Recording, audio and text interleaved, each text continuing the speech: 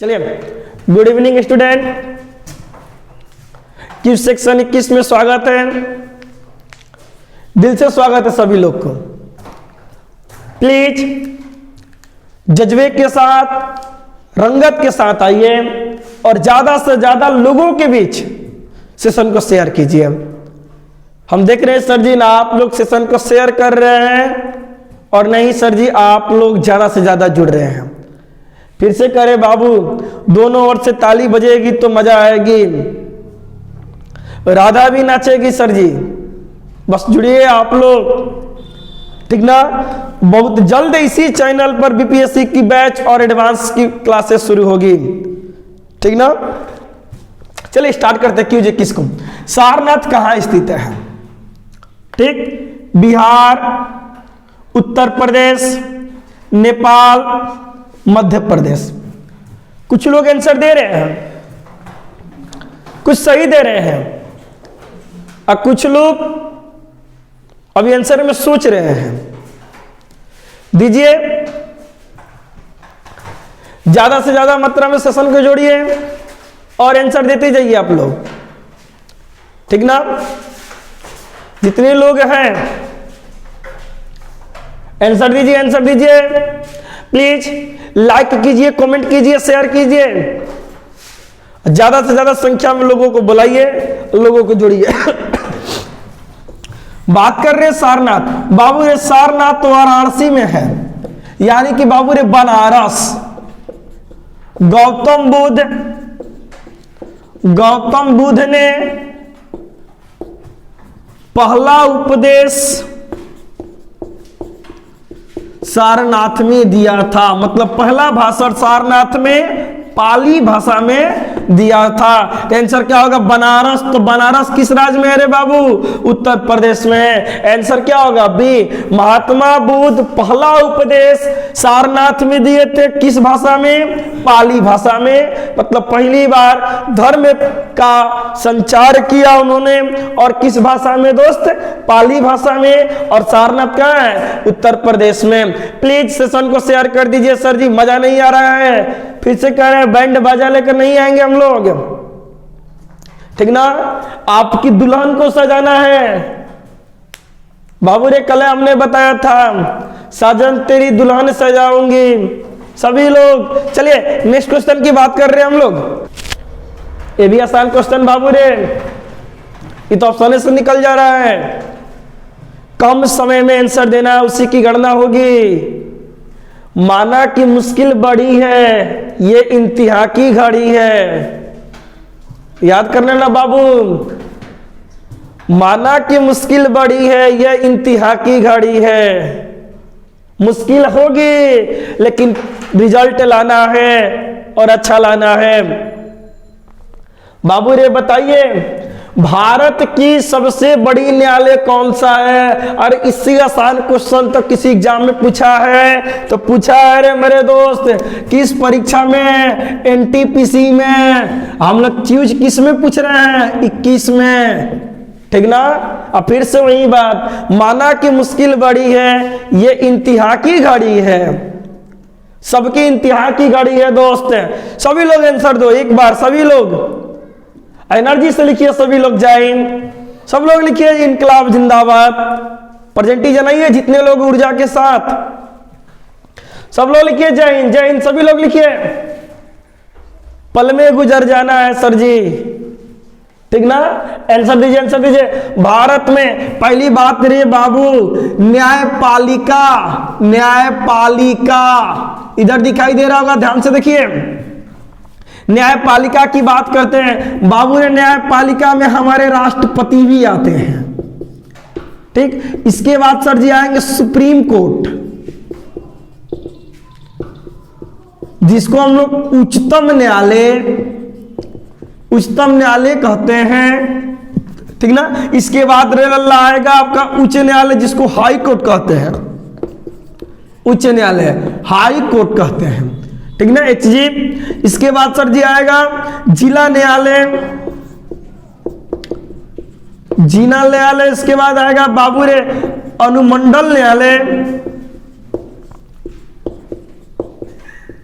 ठीक नहीं। इसके बाद आएगा बाबू रे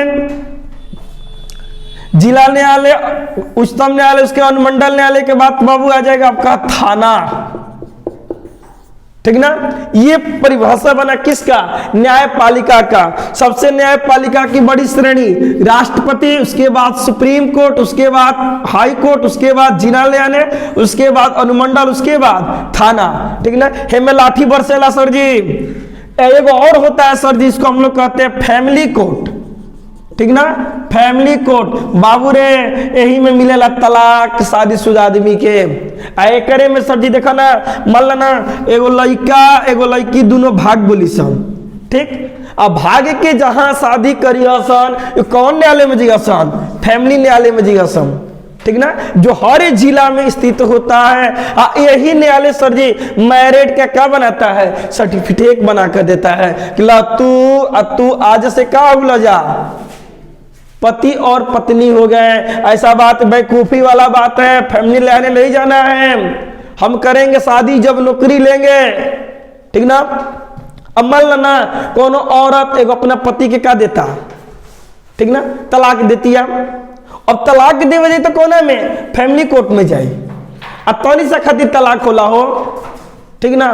पत्नी से झगड़ा करो तो तलाक के न मिली। झूठो झूठो को क्या करो, बड़ाई करो। ठीक ना। चाय कतनो खराब बा तो कह कि आज जैसन चाय तो कभी पीनी ना हम। ठीक ना। ओकर बड़ाई कर दो कबो फैमिली कोर्ट में जाए के ना मिली। इहो एगो न्यायपालिका के भागे है सर जी, इहो न्याय देवेला जरा के फैमिली कोर्ट कहल जाला। ठीक ना। अब देखिए हम लोग से पूछा भारत की सबसे बड़ी न्यायालय कौन सी है? इसमें सबसे बड़ी न्यायालय कौन सी है? Supreme court. बाबू रे आर्टिकल संख्या 124 लिख ले अपने दिल पे दिमाग पर। ये भारत में कहाँ स्थित है? दिल्ली में। अनुच्छेद किसमें है? 124 में। ठीक ना। ठीक ना। अब देखिए इसका आंसर कहां होगा? दिल्ली। 21 अनुच्छेद में, 124 अनुच्छेद में। कोई टेक्निकल प्रॉब्लम के कारण सर जी कुछ गड़बड़ा रही है, अब नहीं गड़बड़ाएगा। ठीक ना। दो चार जना बड़ा जब फैमिली कोर्ट में चल गुला जा, ठीक ना, अपना बारे में सोचे लागत रंजा रहते रहते तब गड़बड़ा जा रहा है। टेंशन ना ले, ऐसा बात ना होगी। ठीक ना। इसका आंसर क्या होगा? सुप्रीम कोर्ट होगा। फिर से माना कि मुश्किल बड़ी है, इंतहा की घड़ी है, तो बाबू याद कर लेना ये सब न्यायपालिका है। एक होती है कार्यपालिका जो काम करती है, जिसे प्रधानमंत्री, मुख्यमंत्री, मंत्री, विधायक, वार्ड कमिश्नर, चेयरमैन, ये सब कार्यपालिका होते हैं। और न्यायपालिका जो न्याय करे न्यायपालिका कहलाती है। और भारत की सबसे बड़ी कौन सी होगी? 124 अनुच्छेद दिल्ली। नेक्स्ट क्वेश्चन की बात कर रहे हैं हम लोग। चलिए इस क्वेश्चन का आंसर दीजिए बाबू। सभी लोग कम समय में आंसर देना क्यों किसके पास है। अब प्लीज मेरे दोस्त सेशन को शेयर कर दीजिए और ज्यादा से ज्यादा सर जी सब्सक्राइब और कमेंट कराइए। ज्यादा से ज्यादा लोगों के पास शेयर कीजिए प्लीज। हम लोग रुक चुके हैं, आगे बढ़ना है। ज्यादा से ज्यादा मात्रा में सेशन को शेयर कीजिए। ठीक ना। बताइए इसका आंसर बताइए। कौटिल्य का अर्थशास्त्र या कौटिल्य का अर्थशास्त्र में किसकी जानकारी मिलती है? हम हाल ही फिलहाल में सर सभी लोग इकोनॉमिक्स पढ़ा रहे हैं, हम बता भी चुके होंगे। बाबू रे आंसर दीजिए। राजनीतिक, आय और व्यय की, दोनों की, इनमें से कोई नहीं। ठीक ना। बाबू फिर से रील पे कब तक किसी का वीडियो देखिएगा? अपना वीडियो रील पर चढ़ना चाहिए। ठीक ना। इस अंदाज में काम कीजिए। एक सर जी मेरे साथ रहती थी लड़की, एसडीएम पोस्ट पर ज्वाइनिंग कर चुकी है। अब बस आपकी बारी है, इंतजार करो। माना कि मुश्किल बड़ी है, ये इंतहा की घड़ी है। बाबू रे तरीके से पढ़ा। ठीक ना। इन तो सर जी तरीके से पढ़ा था तो समय खराब चलता। कौटिल्य का अर्थशास्त्र में किसकी जानकारी मिलती है? तो सर जी केवल किसकी? राजनीति की। अभी किसकी? मौर्य वंश की राजनीति या मौर्य वंश की प्रशासन की। याद कर लिए रे बाबू रे, रील बनी मंदिर के गेट पे जीजा, ठीक ना? सब लोग याद कर लेना। इस तरीके से कुटिल्य का अर्थशास्त्र में किस वंश की जानकारी मिल रही है? मौर्य वंश की प्रशासन की जानकारी मिलती है, ठीक ना? क्योंकि सर जी जो चाणक्य था, कुटिल्य का नाम क्या है? चाणक्य प्रधानमंत्री था किसका? चंद्रगुप्त मौर्य का। लिख ले लल्ला अपने दिमाग पर, लिख ले और दिखा दे उसको जो आज नफरत करके चल रही है कि हम भी एक दिन उड़ेंगे और नौकरी लेकर दिखाएंगे, ठीक ना? बाबू रे, आय और व्यय के बारे में एडम स्मिथ ने बताया, जिसे फादर ऑफ इकोनॉमिक्स बोला जाता है। विश्व का पितामह इकोनॉमिक्स का एडम स्मिथ को बोला जाता है। लिखते चलिए, उतारते चलिए, ठीक ना? कुटिल्य के अर्थशास्त्र से किसकी राजनीति मिलती है? मौर्य वंश की प्रशासन की। और चाणक्य प्रधानमंत्री था किसका? मौर्य वंश का, यानी चंद्रगुप्त मौर्य का। चंद्रगुप्त मौर्य का। लल्ला लिख ले आंसर कॉपी में। चलिए नेक्स्ट क्वेश्चन की बात कर रहे हैं हम लोग। चलिए फटाफट आंसर दीजिए सभी लोग, कम समय में। लल्ला बहुत आसान क्वेश्चन, आज पता नहीं है सर जी, सब एनटीपीसी का हमने आसान क्वेश्चन ही लेकर आ रहे हैं आपके सामने। बाबू रे सहयोग करो प्लीज, सभी लोग ज्यादा से ज्यादा सेशन को शेयर कीजिए ना। एक लड़का सभी लोग से निवेदन है कि शेयर का सेशन कीजिए, प्लीज शेयर को सेशन कीजिए, ठीक ना? आयरलैंड की राजधानी है पेरिस, टोक्यो, डबलिन, ईरो, ठीक ना? बताइए रे मेरे दोस्त। फिर कह रहे सर जी रील बनेगा मंदिर के गेट पे जीजा, बुलेट पे जीजा, बुलेट पे जीजा, बुलेट खरीद लेना है इस बार, होली आवता बाबू। आयरलैंड की राजधानी बताइए, आयरलैंड की, ठीक ना? यह एक ऐसा द्वीप है जो जलों से क्या हुआ? घिरा हुआ है, ठीक ना? देखिए ईरो तो बाबू किसी की राजधानी नहीं है, ये तो मुद्रा है, पहले कट गया। टोक्यो जापान की राजधानी, विश्व का सबसे महंगा शहर, महंगा मोदी चाहता टोक्यो लेखा बनावल चाहत रन के करा के बनारस के। अब विश्व का सबसे महंगा शहर टोक्यो, टोक्यो किसकी राजधानी है? जापान की। फ्रांस की राजधानी रे लल्ला पेरिस, तो आयरलैंड की राजधानी डबलिन। उठा कलम लगाए आंसर लिख दे अपने स्याही से। इस बार जुड़ेंगे सर जी हम अपने मंजिल की राही से, मिल जाएंगे हम लोग। चलिए नेक्स्ट क्वेश्चन की बात करते हैं। चलिए आंसर दीजिए प्लीज, हम वही बात दोहरा रहे हैं। सेशन को शेयर कर दीजिए और ज्यादा से ज्यादा लड़कों को जोड़िए। अब बाबू रे हम आपको एक बात बता रहे हैं, ऑनलाइन यानी यूट्यूब पे सर जी हम आपको फिर से शुरुआत एक सही तरीके से भारतीय राज्य व्यवस्था की क्लास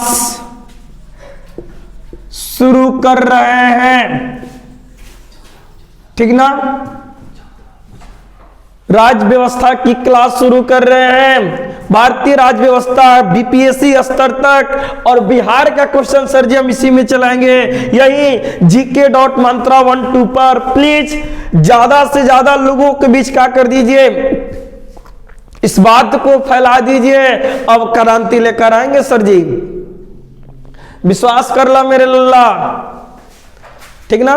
क्रांति होगी इस बार, तुम करिएगा क्रांति नौकरी के क्षेत्र में, और नौकरी लेकर हम लोग आएंगे सर जी इस बार। भरोसा कर ले मेरे दोस्त, दम दिल से मंजिल मिलेगी और मिलने की मजा भी आएगी। प्लीज सेशन को शेयर कर दीजिए ज्यादा से ज्यादा मात्रा में। अब देखिए रजिया किस वंश की थी? मामलुक वंश, सैयद वंश, सूरी वंश, इनमें से कोई नहीं। आंसर दे मेरे लल्ला। सब लोग बाज की तरह उड़ना है तो तितलियों की सहारा लेना छोड़ दो, इस बार मंजर मिलेगी, ठीक ना? बतियला गईला में कुछ नहीं है, फाइनल रिजल्ट चाहिए, ठीक ना? आपके छोड़ जाने पर वो अफसोस करे, एक ऐसी मंजर ला दीजिए। बात करते रजिया बेगम की, लल्ला रिधारा, एक लड़की, एक ऐसी लड़की पूरे हिंदुस्तान की डमरू बजा दी। अगर लड़कियों में दम होगा तो पूरे एक शीर्ष पर आ जाएगी। आज उठाकर देखिए बीपीएससी के सर जी शीर्ष से नीचे तक लड़कियों का नाम है। तैयारी कीजिए, ठीक ना। बात करते हैं सर जी, या इल्तुतमिश की पुत्री है, रट जा रे लड़का, इल्तुतमिश की पुत्री है कौन? रजिया बेगम सुल्तान। पुरुषों की तरह टोपी पैजामा पहनकर दरबार में आती थी, पुरुषों से 1 इंच कम नहीं थी, जिसकी अंदाजे निराला था। इतिहासकार कहते थे कि रजिया एक शेरनी थी जो शेर की तरह गरजती थी सभा में, लेकिन का कर लल्ला कोई के नहीं के छोड़ ले, सब का कर दिली, दूसर जाति से विवाह कर ले ली, ठीक ना। आपन ईमान से धड़ के दूसर ईमान में का कर ली, शादी कर दिली, बस लोग का गुलाम बुरा मन गुलाम, ठीक ना। बठिंडा के सूबेदार से शादी कर ली इसने। एक राजा थी पूरे हिंदुस्तान की, कौन? रजिया बेगम, और उसने बठिंडा के सूबेदार से शादी कर ली, जिसके कारण वहां के लोग क्या हो गए, गुस्सा गए मेरे दोस्त। तो सर जी ये और इनसे कुतुबुद्दीन ऐबक, इस सब सर जी गुलाम वंश का था। और गुलाम वंश को दास वंश भी कहते हैं और दास वंश को मामलुक वंश भी कहते हैं। तो आंसर नंबर ए पे दिया अरे लल्ला, आंसर नंबर क्या होगा? ए होगा। और जो डी लगा रहे हैं गलत लगा रहे हैं, याद रखना। गुलाम वंश, दास वंश, बहुत सारे लोग डी लगाया है, क्या आपने पढ़ा है क्या? गुलाम वंश, और गुलाम को ही क्या बोला जाता है? दास वंश, और दास वंश को ही क्या बोला जाता है? मामूलक। सब लोगों से बता दीजिए कि यूट्यूब पर आ रहा भारतीय संविधान, भारतीय राज्य व्यवस्था सुधीर सर के साथ, ठीक ना। चलिए नेक्स्ट क्वेश्चन की बात कर रहे हैं हम लोग। आंसर दीजिए। गौतम बुद्ध वन्य जीवन अभयारण्य स्थित है। गौतम बुद्ध वन्य जीवन अभयारण्य स्थित है। आंसर दीजिए सभी लोग, ठीक ना। मिलेंगे हम तुमसे बताएंगे कितना प्यार करते हैं सनम, ठीक ना। क्विज 50 में ट्रॉफी लेना है, ठीक ना। बाबू रे इस बार सही तरीका, सही निशान। गौतम बुद्ध वन्य जीवन अभयारण्य कहाँ है? लगा आंसर लल्ला। क्या बिहार में है, झारखंड में है, उत्तर प्रदेश में है या उत्तराखंड में है? बाबू रे गौतम बुद्ध वन्य जीवन अभयारण्य ये बाबू झारखंड में स्थित है। ये झारखंड की एक चिड़ियाघर है जिसमें बहुत सारे जानवर रहते हैं, ठीक ना। याद रखना सर जी, इन चिड़ियाओं में भी सर जी एक सर्कस का भी होता है, ध्यान से सुनो। इस तरीके से बाघ, शेर, सारे के सारे समूह को जहां रखने वाले जगहों को भी अभयारण्य या चिड़ियाघर कहते हैं। आप किसका शेर है? सर्कस का है कि जंगल का है? तरीका से ढूंढिए। चलिए नेक्स्ट क्वेश्चन की बात कर रहे हैं हम लोग। चलिए इस क्वेश्चन का आंसर दीजिए आप सभी लोग। भारत में 100% प्राइमरी शिक्षा प्राप्त करने वाला राज्य बना, ठीक ना। लल्ला रे तरीके से 100% प्राइमरी शिक्षा प्राप्त कर गया, वो कौन सा राज्य है? आंसर दीजिए सभी लोग। महाराष्ट्र, छत्तीसगढ़, कर्नाटक, इनमें से कोई नहीं, ठीक ना। बबुआ रे सीजन आ गया है लगन का, फिर से बता रहे हैं, बहुत सारे लोग रोएंगे, ठीक ना। ना बाबू जाने दे जो जा रहा है, बस महबूबा कौन है? नौकरी, इसके अलावा कुछ नहीं है, ठीक ना। बताइए 100% प्राइमरी शिक्षा, तो सर जी भारत में शिक्षा पाने वाला पहला राज्य पूर्ण रूप से है तो कौन है रे बाबू? केरल है। 100% प्राइमरी शिक्षा प्राप्त कर गया। जियो रे क्या राज्य बना? आंसर क्या बनेगा रे बाबू? नॉट के जगह पर आंसर क्या बनेगा? केरल। लगा दे आंसर कलम उठाकर। चलिए नेक्स्ट क्वेश्चन की बात कर रहे हैं हम लोग। आंसर दीजिए दोस्त। नौटंकी किस राज्य की लोक नृत्य है? प्लीज लाइव चैट पर आंसर के अलावा और कुछ मत दीजिए। आंसर दीजिए, आंसर दीजिए बाबू। नौटंकी किस राज्य की लोक नृत्य है? राजस्थान, हिमाचल प्रदेश, पंजाब, बिहार। बहुत लोग बिहार में देंगे, पहुंचिए बिहार। बताइए, हमने कल बोला था सर आपसे आपकी दुल्हन सजाएंगे सर जी, तेरी दुल्हन सजाएंगे हम। वो दुल्हन कौन किसको बनाएंगे? नौकरी को, ठीक ना? बताइए, माना कि मुश्किल बड़ी है, ये इंतहा की घड़ी है।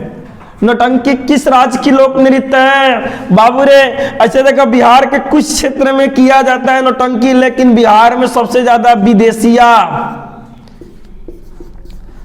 धोती डांस हो, धोती पकड़ के ठुमका लगले बड़ा जाना, वो है बाबू पंजाब के भंगड़ा, ठीक ना? हिमाचल प्रदेश के फेमस है नाती, जिया रे नाती। और राजस्थान के नौटंकी, बिहार में भी नौटंकी कुछ इलाकों में होती है, लेकिन सबसे ज्यादा का विदेशिया। हमनी की जो दुआरे व्रत में डांस करने जाऊ हो, वो कौन सा डांस है? उस सबका मिश्रण है, शास्त्रीय लोक नृत्य दोनों का मिश्रण डांस है, ठीक ना? तो याद रखिएगा, नौटंकी किसकी राज्य में है? राजस्थान में। चलिए नेक्स्ट क्वेश्चन की बात कर रहे हैं हम लोग। चलिए आंसर दीजिए। रामायण एक टीवी श्रृंखला में सीता की भूमिका किसने निभाई? पता ना चल रहा हो कि सबसे रेलवे पूछना क्या चाहता है। देखा, बाहुबली मूवी में पूछा कटप्पा का रोल किसने किया,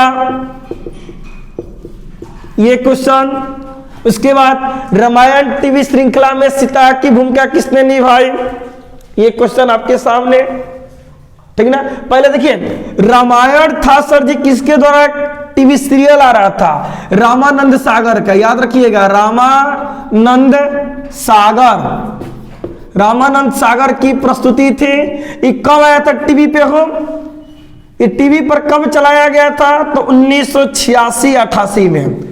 याद कर लीजिएगा, उस समय का ये सीरियल था, रामायण जो टीवी पर चलाए जाते थे।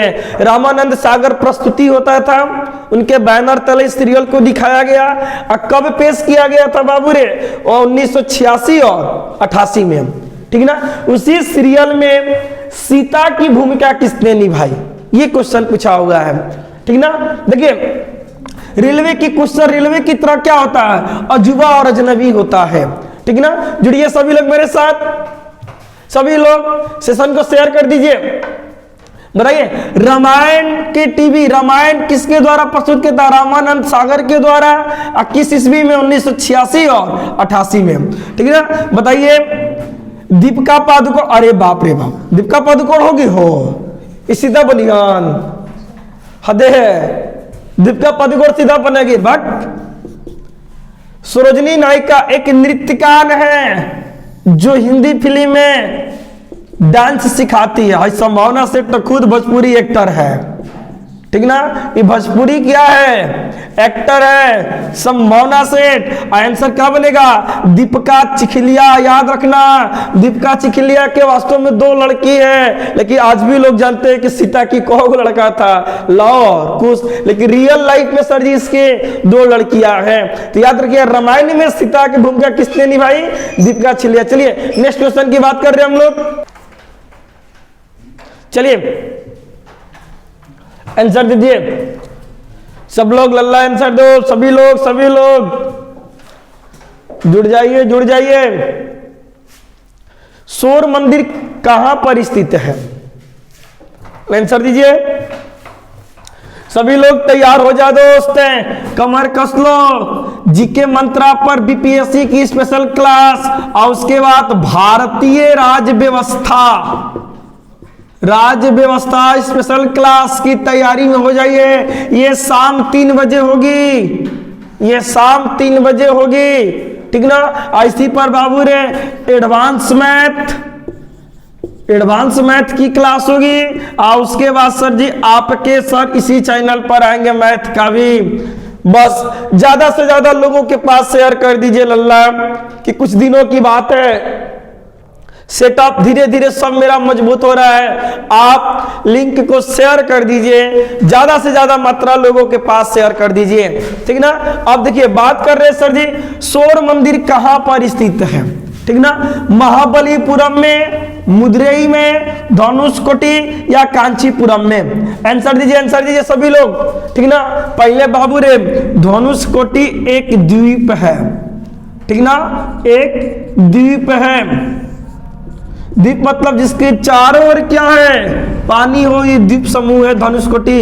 अरे लल्ला, इसी पर बनाया गया है, इसी पर बनाया गया धनुषकोटी पर, इस पर जिसका राम सेतु पुल बनाया गया है, बांदर का पुल बनाया गया है, यानी राम के द्वारा निर्मित पुल किया गया है, ठीक ना। मदुरई शहर पांड्या वंश की राजधानी थी, पांड्य वंश की राजधानी थी, ठीक ना। भारत की एकमात्र जगह जहां संस्कृत बोली जाती है कांचीपुरम, यहाँ पर संस्कृत बोली जाती है कांचीपुरम में। असोर का मंदिर कहाँ है? महाबलीपुरम में है। दम रख जाइए इस क्वेश्चन को अब प्लीज। जिनसे क्यूज करने के बाद वो लड़का सुबह या शाम में दोबारा देखेगा, अब प्रतिदिन क्वेश्चन को नोट कर लेगा। जो हमसे जहां जहां पढ़ता है सर जी, अब क्लास में प्रीवियस क्वेश्चन नहीं करा रहे हैं, ठीक ना।